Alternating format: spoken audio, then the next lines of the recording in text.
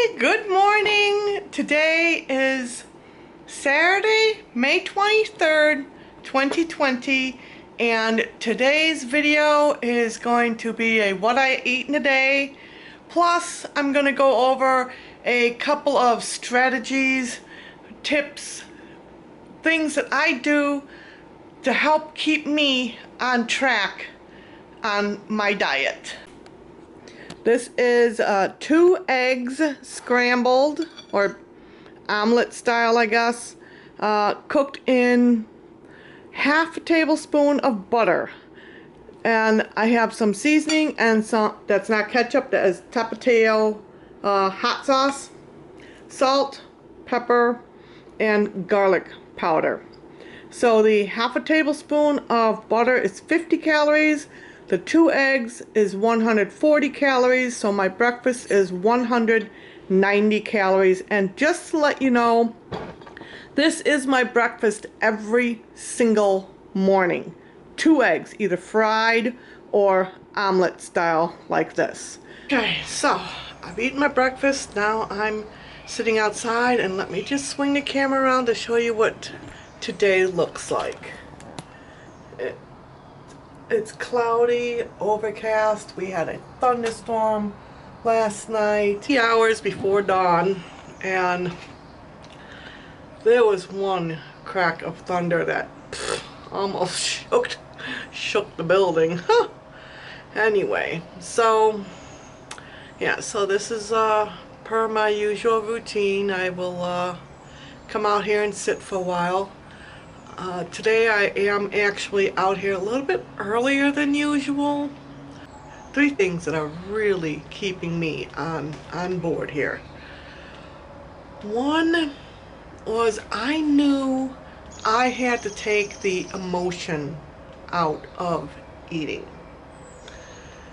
Human beings have such a huge emotional tie around food.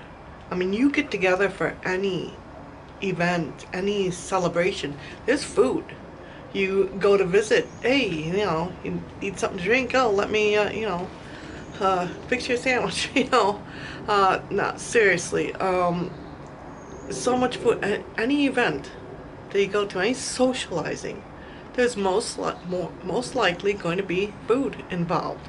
And I think we are the only animal that socializes with food and emotionally eats. I mean, you take the lion will eat, and I don't know how long they go without food until they're hungry, then they go eat again. I know a snake can go like a week or so without food. It's not an emotional tie. It's not something they feel like they have to do every day. Now granted, humans do have to eat every day, I agree with that, but I had to really think about the reason to eat food. We eat food to nourish our bodies, to give ourselves energy so we can get through our day. It's a fuel for our body. And it's also, nutrients and everything, to help our body be working and functioning. But it should not be an emotional thing. 2 ways to get the emotion out of eating for me was, one, to sit there and think, okay, emotionally, why would you go eat? And, like, how does that eating help you? Like, for instance, I used to play Parcheesi all the time on my phone. Sitting on the couch watching TV, playing the game on my phone. And a lot of times I'd get mad at that game because it was so frustrating. I'd slam the phone down on the couch, and I'd run into the kitchen, go get something to eat. So I started thinking about that example. I'm like, idiot, what? Going and eating something is gonna make you feel better about, not winning, or it's, gonna change anything about the game? No. You get mad, you get that rush of adrenaline, so, you go eat, and then you calm down, and you think, oh, yeah, the food made me feel better. It didn't. adrenaline doesn't last forever. You get a little surge of adrenaline because of some emotion or something that happened.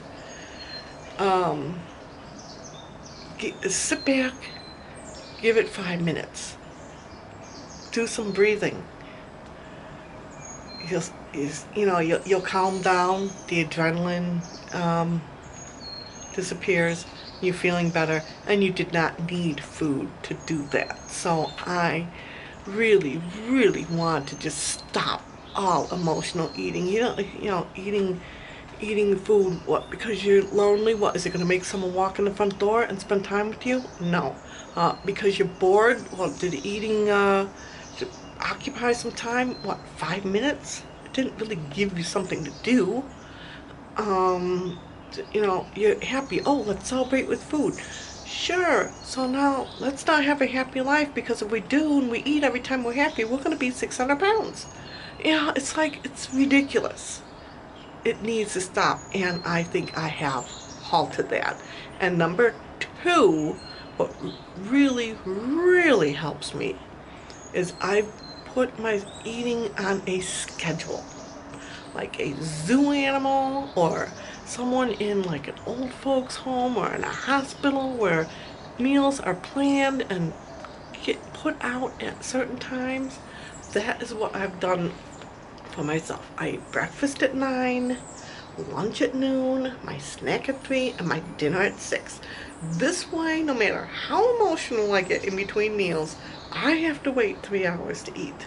So there's no, cheating in there. There's no, oh, I'm happy, sad, bored, mad, I have to eat now. No, I'll eat lunch later. No. I'm sticking to the schedule, and that one strategy is probably the best one for me. That has helped me so much. I just eat on a schedule, and it's working magnificently. Okay, and the third thing I do, like when it really does start getting hard in between meals and I'm hungry and I want to eat, I'm bored or whatever, I have 2 areas in and around my home that are non-food areas. My bedroom, there's no food ever allowed in my bedroom. My bedroom is solely for sleeping and getting ready for the day. I don't even have a desk in my room. It's a bedroom. That's where I sleep. Get up in the morning and get ready. No food in there. So sometimes in the afternoon, if I'm really, really struggling or something, I'll go in there and take a nap. Or once I'm done eating at night, and I, feel like, oh, I want dessert, I want lunch out, or I want, it's like, no, you're done, let's go to bed. I don't have to go to sleep right away. I can lay there and, watch a video or play on my phone or something, but I'm in there, the like food signals like turn off, because I'm not going to get up to go eat, and there is no food in there. So it's a safe place for me to be when I don't want to eat. And also out here on my patio, I do not eat out here. I'll drink out here. I'll have my coffee out. Mother's Day, I had my coffee out here. I mean, drinking, that's different. Coffee, water, tea. But I do not eat out here. I do not want to associate this with food. Also, I go for my walks. I'm not eating, and I'm using up some time in between my meals. So going for walks has really, really helped me in 2 ways. One, that I'm away from the home and I'm not eating, and 2, it is giving me exercise.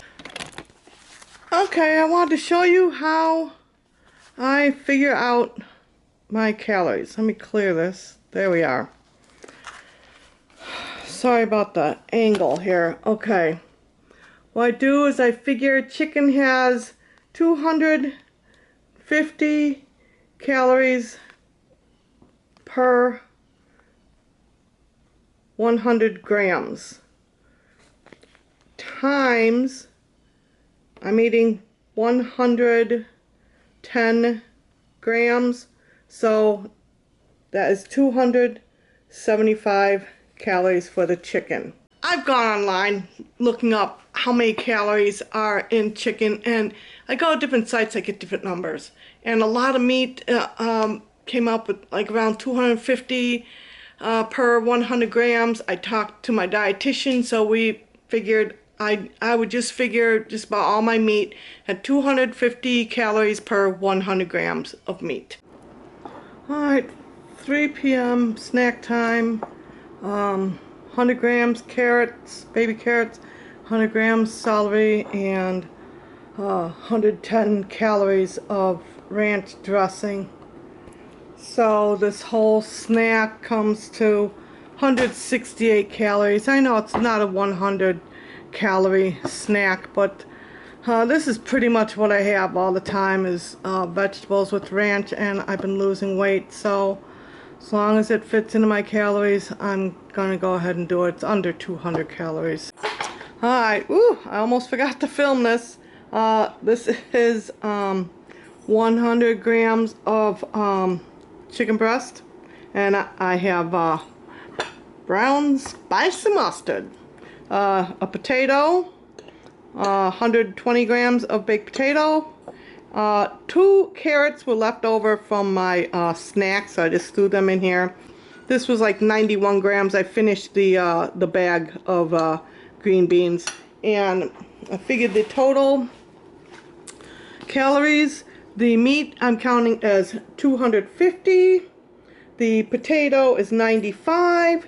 The beans is 35. My dinner is 380 calories, and so that is putting my day at 1,046 calories, and I will let you know if I have a dessert later.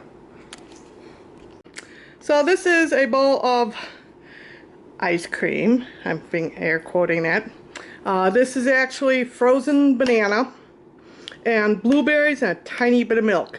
I don't have the calorie count because when I freeze bananas, I just throw them in the freezer, so I don't know how many bananas went into this. I'm guessing maybe 1.5 bananas. Average banana is about 100 calories, so maybe 150, and then a handful of blueberries and tiny bit of milk. So my food today was 1,046, so if we add 150 or even 200, that puts me at my my 1,200 calorie goal.